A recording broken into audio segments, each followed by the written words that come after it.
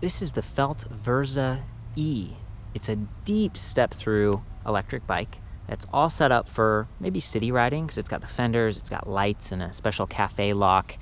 It's a really neat combination of technology and sort of user interface, right? Because, you know, obviously with something like this, it's real easy to kind of stand over and handle the bike. You know, you've got these nice sort of gentle gull wing, sort of swept back handlebars, nice ergonomic grips. It's got hydraulic brakes. It's real easy to ride this bike, and it's comfortable because it's got this basic suspension fork, SR Suntour Nex Lite, but it does have lockout, so you can make the bike stiff if you want.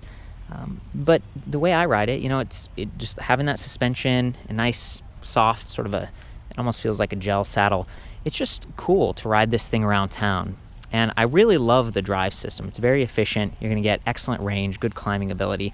But, you know, again, before jumping into that, it's just the parts of this that make it like a bicycle. So we've got a Shimano Diore derailleur in the back, which is a higher end component piece. Got 10 speeds. So even though there's no chain rings in the front, there's one small sprocket. You know, 10 gears is pretty good. That's decent for climbing. It's going to get you up to those higher speeds, and the top assisted speed on this bike is about 20 miles per hour.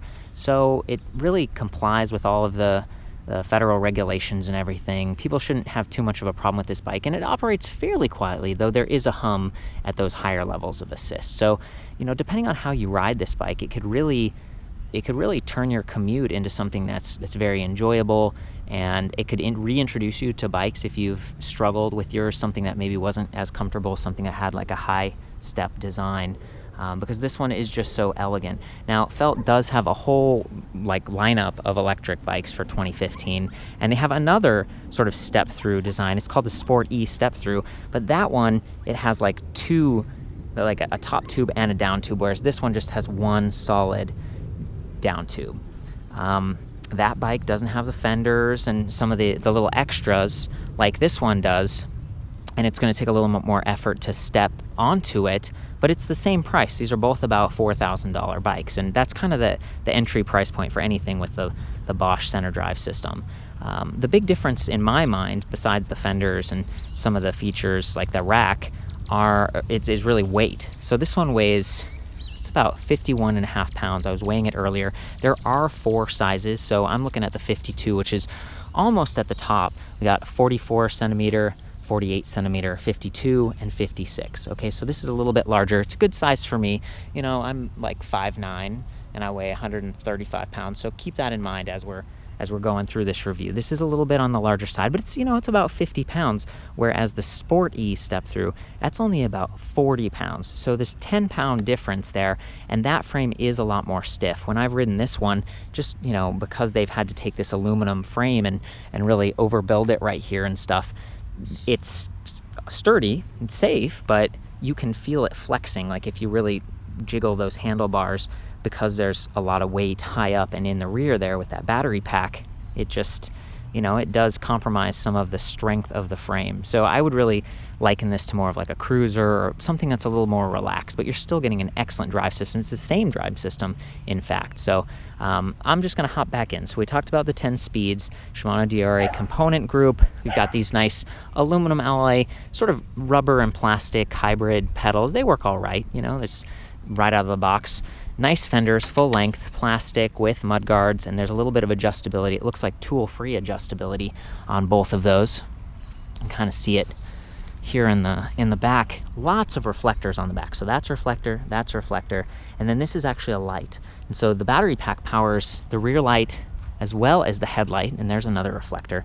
And those can be activated through the display, which we'll get to a little bit later.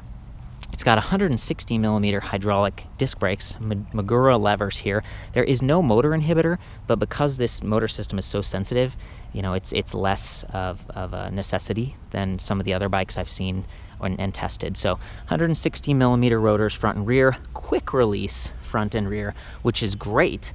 You know, if you're out and about, maybe you've got a little bag with your extra tube, your pump and all that, if you're having trouble on the trail, you can actually service this without any tools. And it also makes it easier to pack into a car or something, you know, if you're taking this on a trip, taking it to a friend's house or something, you can easily take the wheels off and put them back on, as opposed to some of the other electric bikes that you have to have tools and stuff. And part of the reason they can do this so easily in the back is because this has a mid-drive motor system, as you can see right here. And I love that, Felt they've kind of got this proprietary chain guard, mini chain guard, and it just keeps your pants or dress from touching that chain and getting dirty. So I really like that. Good stuff there. The rack on the back is very functional. It's got a 25 kilogram weight limit, which is about 55 pounds. So, you could carry a whole nother bike like this, a whole nother Verza on the rack based on their weight specifications here. Comes with this plastic cover piece that you can take off. Underneath, there's like a spring latch, and there's the weight limit, max 25 kilograms. It's good stuff, and I think this just allows you to adapt different accessories. The battery is removable. It can be charged on or off the bike, but I'll get back to that in just a second. I want to continue by saying that if you want to soften this ride up even more, it's already got swept back, nice ergo grips, suspension fork, but if you want to soften it up even more, you get a thud buster or some other suspension seat post type of thing, and you could put that on. It has like kind of a unique diameter. It's 30.9 millimeters right here on the seat post, so keep that in mind. The seat is kind of a mix. It's more of a hybrid. It's not quite as narrow and active as other saddles, like on the Sport E or whatever, but it's a little bit wider, and that's going to make the seating a little bit more comfortable and give you some cushion going over those bumps. Okay, so now getting back to the rack. The tubing is standard gauge, which means you can hang panniers off of this. It doesn't have like any extra blockers, but it's fairly wide, and so I kind of feel like your panniers wouldn't rub too much. The wheels on this are 700 by 38C, so they're a little bit larger, kind of standard road bike wheel size, and the tires are hybrid. They're fairly narrow and efficient, which means they might not feel great going over bumps, but again, you've got the suspension fork and the nice saddle there, so that's good. Also got a nice reflective sidewall, so that's going to help give you a little bit more visibility while you're riding around, and even just this sort of like gray frame, you can see it reflecting. It's not super dark, so good safety stuff all around that way, and a nice sort of upright stem and a bell, of course. Okay, so now getting into the drive system. That is the Bosch center drive. Okay, it's a 350 watt mid-drive motor that actually pulls the chain, and it's the same sprocket that you're turning. It turns the same thing. Now, it responds like really accurately to you as a rider. It's measuring your pedal cadence, so how fast you're moving those cranks. It measures the speed of the bike, so you can see there's a little sensor down there and a magnet, and it's so that it measures how fast the bike's going, and it measures your torque, so how hard you're pushing. It measures all three of those things, something like 1,000 times per second. I mean, it's just incredible, and you really do feel that when you're riding this bike. As soon as you pedal, it's like ring, and it helps out, and as soon as you stop, it's done. There's no overdrive. There's no feeling that you've lost control. It really does feel like you're riding the bike, and so I love this drive system. Traditionally, what I've seen in the United States so far is that they have this motor here, which peaks out at about 550 watts with 60 newton meters of torque. This is one of the more powerful mid-drives, one of the better ones that I've seen, and a lot of times they pair it up with a battery pack that's like right here on the down tube, and that kind of keeps all the weight, center and low on the frame. But for the Verza, they've traded that weight balance for the easy step-through and kind of comfort build. Okay, so they've moved that battery pack to this rear rack. It's really well protected. You can see there's bars surrounding it. It can be charged on the rack if you want. So a lot of times people will bring their bike inside and lean it against a wall and charge it. You can do that here, or you can actually take the battery off. And that would be for someone who's maybe in a small apartment and you got to leave your bike at a rack, or maybe you're at an office, you leave your bike down at the rack, but you want to top off the battery. You really shouldn't have to, frankly, this gets like 60 plus mile range. It's very efficient because there's no throttle. So, you might even be able to get away with, depending on your commute, driving to work and going home all without topping it off. But if you want to take it off, you can, and I love that. So I'm going to demonstrate that real quick here. The keys are kind of always with you, the way it's set up. And in order to get them off, you have to activate this it's called a cafe lock. So it's basically like enough security to run into the cafe without someone taking your bike, because it locks the rear wheel. I'm gonna go ahead and do that real quick. There's a knob over here, and you have to turn the key and then slide that through. So I'm gonna do that. You can see it sliding through, and now it's there, and I can, whoops, let's see here, pull out the key. There it is. Okay, got it. So see, no one could take the bike unless they like picked it up and ran away with it, which would be a bummer. Now I got the keys. I can put these in here, turn it, and pull out the battery. There we go. So this is the rear rack version of the Bosch PowerPack 400. They call it the 400 because it's supposed to have 400 watt hours. It actually has 396, which is pretty darn close.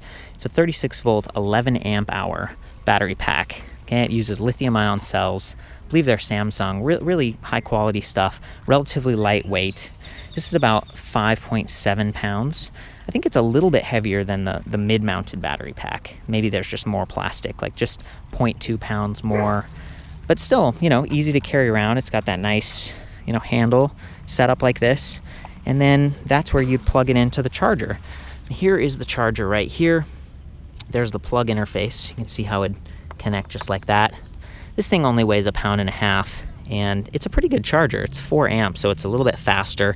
It's kind of this hollow feel. You could easily take this with you in a backpack, or, you know, like if you had a bag on your rack. Real easy to take it along, and pretty solid setup. If you are gonna take this bike with you in like a car or a bus or something, sometimes it's easier to take the battery off and it lightens up the frame. You know, again, about 5.7 pounds, maybe 6 pounds. So you're getting closer to that 40-pound total, which is a little bit more manageable. I'm gonna kind of slide it back on. It clicks. Take the key out, and as soon as you put it back in here, then there goes the cafe lock. And a nice kickstand, adjustable length too, from Standwell. Want to call that out. So that's the whole deal. That's pretty much, you know, what it takes to get this bike going. There we go. I'm gonna go ahead and jump into how you operate this bike. And as I do that, I want to call out the really good cable management. You can see all the cables sort of brought together here, wrapped up nicely, and then run through the down tube. So this is a completely purpose-built electric bike. It's not one that they took an existing frame and then slapped a bunch of stuff on it. It's totally designed to handle the weight and the extra stresses introduced by the motor and battery pack. And again, it's a little more rear heavy, but there are definitely bikes out there that are more so. They have like a hub motor and a battery. At least this one brings some of your weight down and forward with that center drive motor. And this is just a plastic case, by the way, so it's kind of protecting the motor inside, which is metal and pretty sturdy.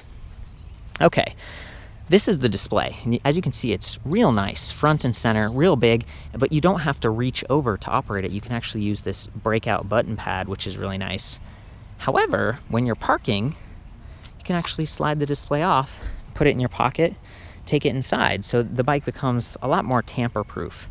And even if no one was messing with it, just the elements, you know, the rain and snow and sun can damage it over time. So I love that that's one of the features of the Bosch system.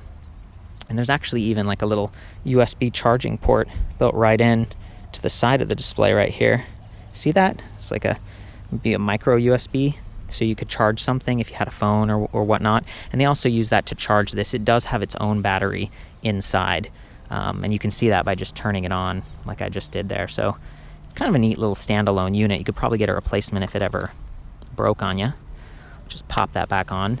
It also swivels sort of front to rear, so you can adjust it and reduce glare, which I really like. And once it's on, you've got a few different settings to look at. You've got your speed, right now it's in miles per hour, your battery capacity, we've got 4 out of 5 bars, and then your assist level over here on the right. Right now, there's no assist, it's in off. But if I press plus, it goes up to Eco, and then Tour, Sport, and Turbo. Of course, Turbo gives you the most power, but it's also gonna drain the battery quicker, and you're not gonna get the same range. Okay, so I'm gonna take it back down here and draw your attention to these other readouts. Right now, it's at trip distance. I'm gonna come back to that. If I press I here or I here, it's gonna cycle through. So we've got a clock, max speed, average speed, trip time, and odometer, trip distance, and then range. Range is really cool. because it actually dynamically estimates how far you can go based on the battery capacity that's remaining. So if I arrow up to Eco, that's the lowest level of assist, it's estimating 42 miles. And remember, we aren't even fully charged. We're like 80% right now. And as you go up higher and get more and more juice, you know, now we're at turbo, and it's saying, okay, 16 miles. So, you know, anywhere from maybe like 20 to 60 some miles, depending on the terrain and all those other factors. It's really amazing that a bike like this can do that. And again, about $4,000 here, you're really getting a lot of high quality stuff. You know, Felt is known for building these like racing bikes and really lightweight and stiff frames and all that. And this isn't really that. It's kind of a relaxed comfort bike. But it's still bringing in some of those nicer components like the derailleur and like the nice integrated rack, and of course using the Bosch system. It's just a good thing. Back to the lights I mentioned earlier, if we click that light button there, boop, this display becomes backlit, and then we can see the light bulb turns on in the front and in the rear. If you run out of batteries, you are going to lose those lights because they do run off that main battery on the bike. But the good news is they're all integrated, and so you don't have to worry about replacing 3 sets of batteries. You just need to worry about charging that main battery to keep everything on track. So I think that's about it. You know, that's a good quick overview of the VERZAe E. I'm going to hop on this thing and just, you know, show you what it sounds like and what it looks like to ride. Go ahead and turn off the lights, kick up that kickstand, and start pedaling. I'm just going to start without any assist. Just kind of pedal it along like a normal bike and go off this curb. Yeah, nice suspension there, feels good. You could hear the rack shake around when I went off the curb, but for the most part it's pretty quiet. I'm gonna go over this grate here.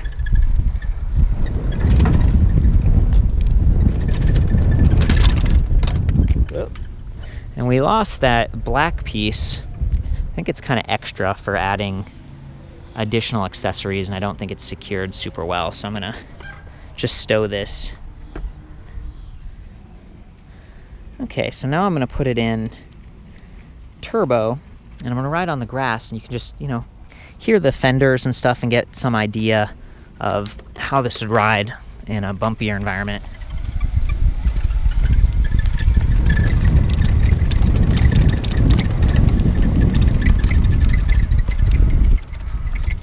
Not too bad. Staying pretty quiet. A little bit of squeaking going on down there. Let's see here. And now watch how quickly the motor responds when I pedal.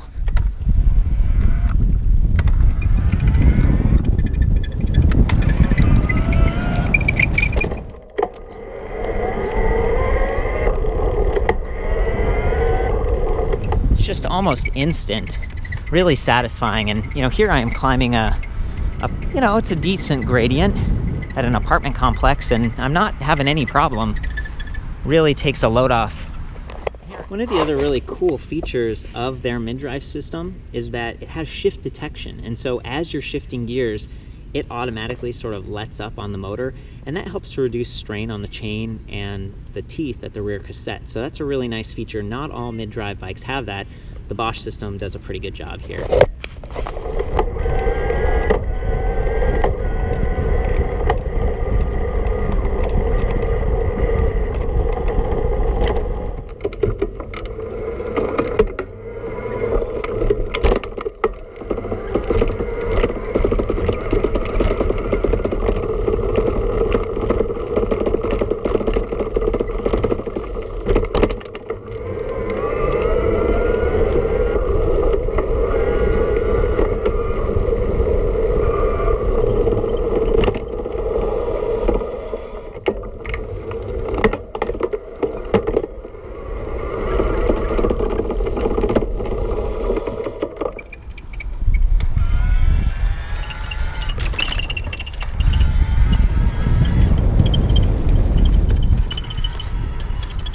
And there we go. We hit our top speed of 20 miles per hour, and then the motor sort of gently fades out. So, yeah. Well, that is the Felt VERZAe E. It's a pretty solid bike. I'm a fan of Felt stuff because it looks cool. They're using higher end components, and you're really getting a lot of value with this one. You don't have to add much to it to be ready for like rainy days or long commutes or big hills. It works. It's a really solid platform. For the full write-up on this, including all the stats and pictures, I'll see you back at ElectricBikeReview.com. There's also the forum, so you can share your experience if you've got this bike, or do a video response if maybe I've missed something or you have something to add. So I'll see you there.